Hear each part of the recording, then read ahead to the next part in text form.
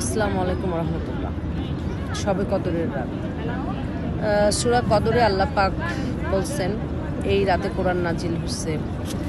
এই রাত হাজার বছরের রাতের চাইতে শ্রেষ্ঠ রাত। এই রাতে অসংখ্য ফেরেশতা জিন পৃথিবীতে নেমে আসে আল্লাহর হুকুমে, শুধুমাত্র আমাদের জন্য। যারা ইবাদতরত অবস্থা থেকে সে শুয়ে বসে তসবিহ পড়ে যেভাবে, তাদের জন্য ওই ফেরেশতারা মাগফিরাত কামনা করে, দোয়া করে।